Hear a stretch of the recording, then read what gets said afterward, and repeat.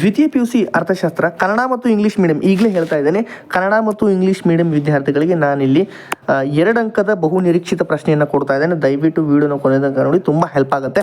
ನಡೀರಿ ಆಗಿದ್ರೆ ಒಂದೊಂದೇ ವಿಡಿಯೋನ ನೋಡೋಣ. ನಮ್ಮ ಟೆಲಿಗ್ರಾಮ್ ಚಾನಲ್ ಲಿಂಕನ್ನು ಡಿಸ್ಕ್ರಿಪ್ಷನ್ ಬಾಕ್ಸಲ್ಲಿ ಕೊಟ್ಟಿದ್ದೀನಿ, ಹೋಗಿ ಜಾಯ್ನ್ ಆಗಿ ನಮ್ಮ ಚಾನಲನ್ನು ಸಬ್ಸ್ಕ್ರೈಬ್ ಮಾಡ್ಕೊಂಡು ವಿಡಿಯೋನ ಕೊನೆ ತನಕ ನೋಡಿ.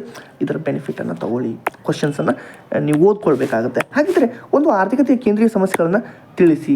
ಏನು ಕ್ವಶನ್ ಬ್ಯಾಂಕನ್ನು ಬಿಟ್ಟಿದ್ದಾರೆ PU ಡಿಪಾರ್ಟ್ಮೆಂಟ್ನವರು, ಅದರ ಮೇಲೇ ನಾನು ಕ್ವಶನ್ಸ್ ಎಲ್ಲ ಆ್ಯಡ್ ಮಾಡಿ ತಗೊಂಡು ಇಂಪಾರ್ಟೆಂಟ್ ಕ್ವಶನ್ಸನ್ನು ನಾನು ಇಲ್ಲಿ ಕೊಡ್ತಾ ಇದ್ದೇನೆ. ಜಸ್ಟ್ ನೀವೆಲ್ಲ ಈ ಪ್ರಶ್ನೆಗಳನ್ನು ಓದಬೇಕಾಗುತ್ತೆ. ಒಂದು ಆರ್ಥಿಕತೆಯ ಕೇಂದ್ರೀಯ ಸಮಸ್ಯೆಗಳನ್ನು ತಿಳಿಸಿ, ಸೂಕ್ಷ್ಮ ಅರ್ಥಶಾಸ್ತ್ರ, ಸಮಗ್ರ ಅರ್ಥಶಾಸ್ತ್ರದ ನಡುವೆ ಇರತಕ್ಕಂಥ ವ್ಯತ್ಯಾಸ. ನೆಕ್ಸ್ಟ್ನೇ ಇಂಗ್ಲೀಷ್ ಮೀಡಿಯಂ ಕ್ವಶನನ್ನು ನಾನು ಇಲ್ಲಿ ಆ್ಯಡ್ ಮಾಡಿದ್ದೀನಿ. Mention the central problems of an economy. ಇಂಗ್ಲೀಷನ್ನು ನೋಡ್ತಾ ಹೋಗಿ, ಇಲ್ಲೆಲ್ಲ ಕ್ವಶನ್ಸನ್ನು ಕೊಟ್ಟಿದ್ದೀನಿ. ಆದರ್ಶ ಅರ್ಥಶಾಸ್ತ್ರ ಅಂತಂದ್ರೆ ಏನು? ಅದಾದ ನಂತರ ಬಜೆಟ್ ರೇಖೆಯನ್ನು ವ್ಯಾಖ್ಯಾನಿಸಿ. Define the budget line. ಕೆಳದರ್ಜೆಯ ಸರಕುಗಳನ್ನು ಉದಾಹರಣೆ ಕೊಡಿ ಎಂದ್ರೇನು? ಓಕೆ, ಆಯಿತಾ.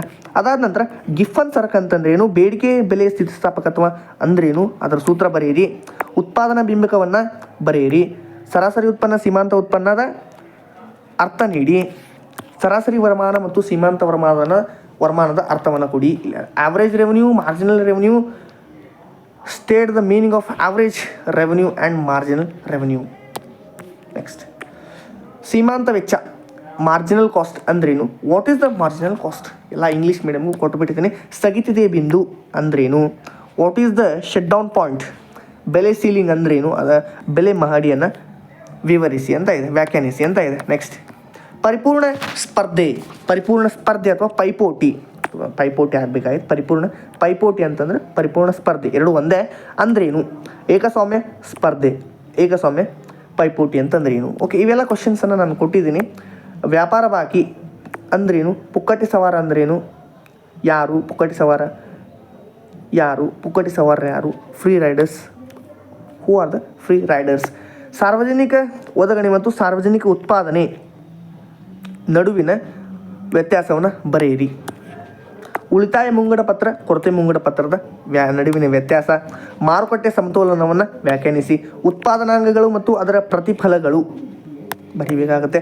ಮಧ್ಯಂತರ ಸರಕುಗಳ ಅರ್ಥವನ್ನು ಕೊಡಿ, ಅರ್ಥ ಮತ್ತು ಒಂದು ಉದಾಹರಣೆ ಕೊಡಿ.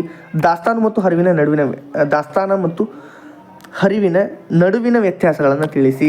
GDP ಅಥವಾ ರಾಷ್ಟ್ರೀಯ ವರಮಾನ ಮಾಡ್ತಕ್ಕಂಥ 3 ವಿಧಾನಗಳನ್ನು ತಿಳಿಸಿ. ಅಂದರೆ ಒಂದೊಂದು ಸ್ವಲ್ಪ ಎಕ್ಸ್ಪ್ಲೇನ್ ಮಾಡಬೇಕಾಗುತ್ತೆ. GDP ಅಥವಾ ರಾಷ್ಟ್ರೀಯ ವರಮಾನ ಮಾಪನ ಮಾಡುವಂಥ 3 ವಿಧಾನ ಆಯಿತಾ. ಅದಾದ ನಂತರ ತಪಶೀಲು ಪಟ್ಟಿ ಶೇಖರಣೆ ಮತ್ತು ಕುಸಿತ ಅಂದ್ರೇನು? ನೆಕ್ಸ್ಟ್ ವರ್ಗಾವಣೆ ಪಾವತಿ ಅಂತಂದ್ರೇನು? ವರ್ಗಾವಣೆ ಪಾವತಿ ಅಂದ್ರೇನು? ಉದಾಹರಣೆ ಕೊಡಿ. ನಾಮಮಾತ್ರ GDP, ನೈಜ GDPಗಳ ನಡುವಿನ ವ್ಯತ್ಯಾಸ. ಚಿಲ್ಲರೆ ಬೆಲೆ, ಸಗಟು ಬೆಲೆ ನಡುವಿನ ವ್ಯತ್ಯಾಸ. ಬಾಧ್ಯತೆ ಅಂದ್ರೇನು? ಅರ್ಥೈಸುವಿರಿ. ಸಾಟಿ ವಿನಿಮಯ ಪದ್ಧತಿ 2 ಲೋಪದೋಷಗಳನ್ನು ತಿಳಿಸಿ. ಹಣದ ಯಾವುದಾದ್ರೂ 2 ಕಾರ್ಯ. ಭಾರತದಲ್ಲಿ ಹಣಕಾಸಿನ ಸೇರ್ಪಡೆಗೆ ಸರ್ಕಾರ ತೆಗೆದುಕೊಂಡಿರ್ತಕ್ಕಂಥ 2 ಕ್ರಮ. ಹೊಸದಾಗಿ ಆಗಿರ್ತಕ್ಕಂಥ ಪ್ರಶ್ನೆ. ಅದಾದ ನಂತರ CRR 20% ಇದ್ದಾಗ ಹಣದ ಗುಣಕವನ್ನು ಲೆಕ್ಕ ಮಾಡಿ. ನೆಕ್ಸ್ಟ್ ಮುಂದೆ ಹೋಗೋಣ. ಈಗ ಹಣದ ಬೇಡಿಕೆ 2 ಉದ್ದೇಶ. ದ್ರವ್ಯತಾ ಬೆಲೆಯನ್ನು ವ್ಯಾಖ್ಯಾನಿಸಿ. Define the liquidity trap. MPC ಮೌಲ್ಯವು 0.75 ಇದ್ದಾಗ MPS ಕಂಡುಹಿಡಿಯಿರಿ ಮತ್ತು ಗುಣಕದ ಮೌಲ್ಯವನ್ನು ಲೆಕ್ಕ ಹಾಕಿಬಿಟ್ಟಿದ್ದೀನಿ, ಕ್ವಶನ್ನಲ್ಲಿದೆ ನೋಡಿ. ನೆಕ್ಸ್ಟ್ ಸ್ವಾಯತ್ತ ಅನುಭೋಗ 200ಕ್ಕೆ ಬದಲಾದರೆ ಹೊಸ ಅನುಭೋಗ ಬಿಂಬಕವನ್ನು ಬರೆಯಿರಿ. ಇದಿಷ್ಟು ಪ್ರಶ್ನೆಯನ್ನು ಓದಿ, ತುಂಬ ಇಂಪಾರ್ಟೆಂಟ್ ಪ್ರಶ್ನೆ ಆಗುತ್ತೆ. ಮತ್ತೆ ಮುಂದಿನ ಒಂದು ವಿಡಿಯೋದಲ್ಲಿ 4 ಮತ್ತು 6 ಅಂಕದ ಪ್ರಶ್ನೆಗಳನ್ನು ಕೊಡುತ್ತೀನಿ. ಚಾನಲನ್ನು ಸಬ್ಸ್ಕ್ರೈಬ್ ಮಾಡಿಕೊಂಡು ವಿಡಿಯೋಗೊಂದು ಲೈಕ್ ಮಾಡಿ, ನಿಮ್ಮ ಸ್ನೇಹಿತರಿಗೂ ಈ ಒಂದು ವಿಡಿಯೋನ ಶೇರ್ ಮಾಡಿ. ಮತ್ತೆ ಮುಂದಿನ ಒಂದು ವಿಡಿಯೋದಲ್ಲಿ ಸಿಗ್ತಾ ಇದ್ದೇನೆ. ಧನ್ಯವಾದ ಸ್ನೇಹಿತರೆ.